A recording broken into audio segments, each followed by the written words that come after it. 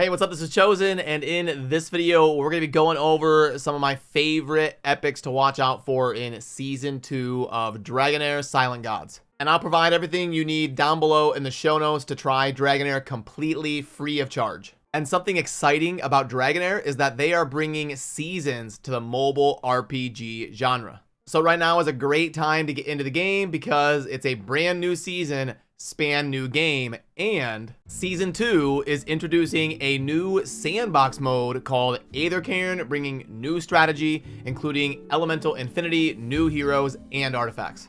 And I've already done a video here on the channel talking about some of the legendary champions to watch out for in Season 2. Now let's go over the epics, and then eventually I will do the rares as well. So when I go through them this time, I'm going to go in order of the different elements. So let's get things kicked off with Adolphus first here. Now he's going to be a great support that has really strong shielding and healing. Plus this season there's going to be a little bit of a limitation in terms of your options in that category with the synergy of fire and necrosis. So Adolphus has even more value given the synergy between fire and necrosis, because you've got the passive right here where if the target already has a shield, when the hero grants them a shield, additionally going to heal them by 75% of that shield. So if you pair him with a shielder, going to be an amazing tandem. Then you have the battle skill right here to grant a 10% target max HP, scales with enlightenment, shield to an ally, and not only that, but increase their ultimate energy. Amazing ability there for an epic. And then the ultimate is going to be dealing fire damage and also granting shield to all allies. So Adolphus, a really good support epic right here to get us started.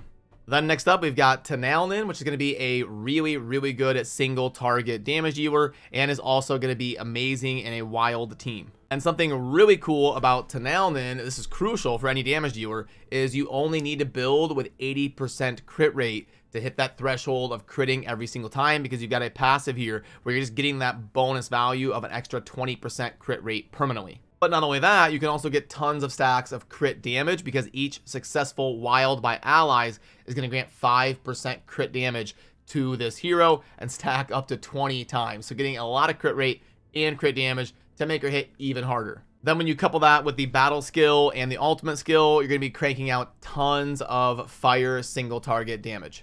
Then next, I absolutely love Dane. He is a great blend of support and DPS and is also very valuable on his own, not really dependent on some of those things like wild and rally. He's just going to be always bringing good value. Because when we read through the kit here, we've got a passive that when the hero deals damage to enemies with less than 50% HP by skills, we're going to recharge ultimate energy by 15%. With a battle skill, it's going to deal fire damage to a pretty good range of enemies. And then when dealing damage to enemies with less than 50% HP, we've got a chance to fear them. So not only bringing some of the damage and utility, but we've got a little bit of CC baked in here as well, with healing prohibition on them to boot, with an ultimate that is going to be dispelling 2 different buffs from enemies within range, and then placing the attack penalty for 10 seconds. And we can steal all of their buffs when they are also synergizing with that less than 50% HP. So really just tons of baked in consistent value here in all sorts of different ways, with CC and buff manipulation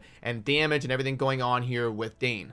Then let's go over a couple in the ice category, and probably my favorite epic of the game, if I had to pick one, Varesh. And this guy just does it all. It is self-explanatory. You've got a passive here where you're going to get targeted heals on the ally with the lowest current HP. And it's all self-explanatory when we start going over the kit. You've got a passive here that's going to target some heals where it's needed most on the ally with the lowest HP. The battle skill here is going to be dealing damage, and then also have a very reliable chance of dispelling a buff from them, so you get control as well, with the 3 times to all enemies hit here on the ultimate that has a chance of inflicting buff prohibition for 10 seconds, which is an eternity here on the ultimate. So you're really getting everything. You're getting heals and damage and control and buff manipulation, dispelling, just everything kind of going on here with Varesh. He is such a generally useful character for progression and endgame and all that.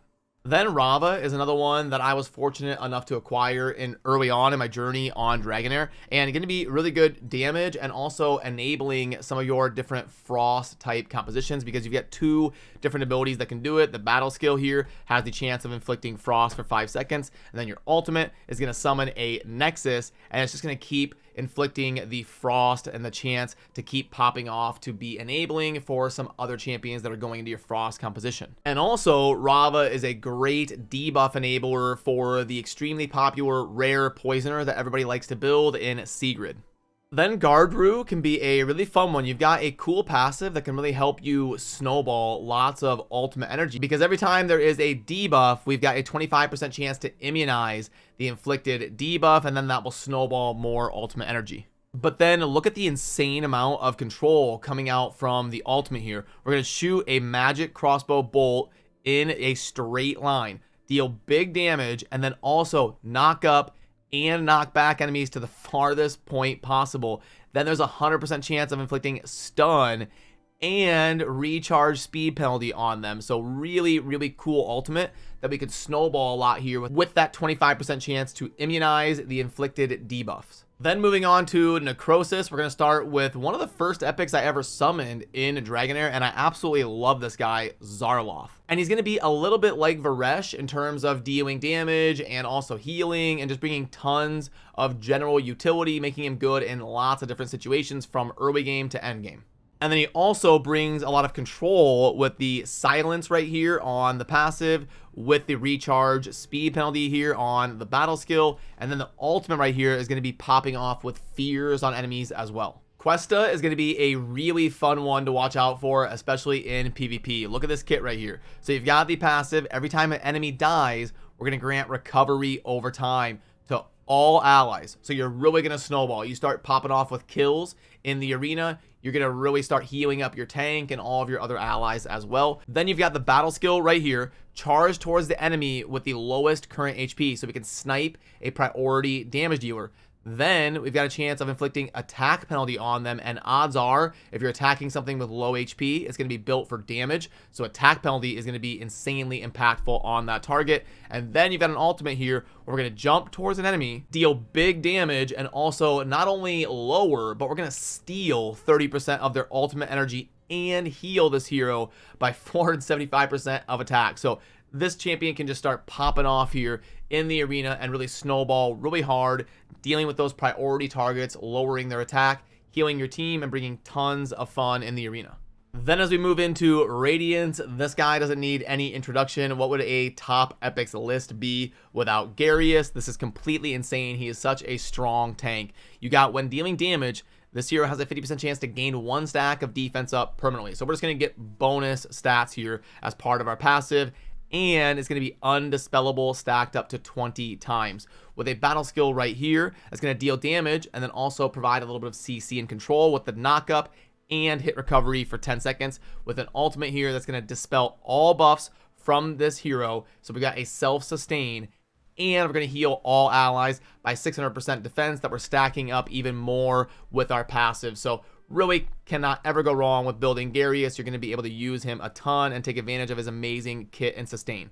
And then for Alvis, if you are looking to play the rally style, Alvis is going to be the best non-legendary option for enabling your rally team, because you have a passive right here that when carrying no rally, gonna duplicate rally if any ally on the battlefield gains rally, again snowballing there with a passive effect. Then the battle skill here that is going to be dealing damage and then also granting rally to the ally with the highest attack for 10 seconds, getting it where it needs to go.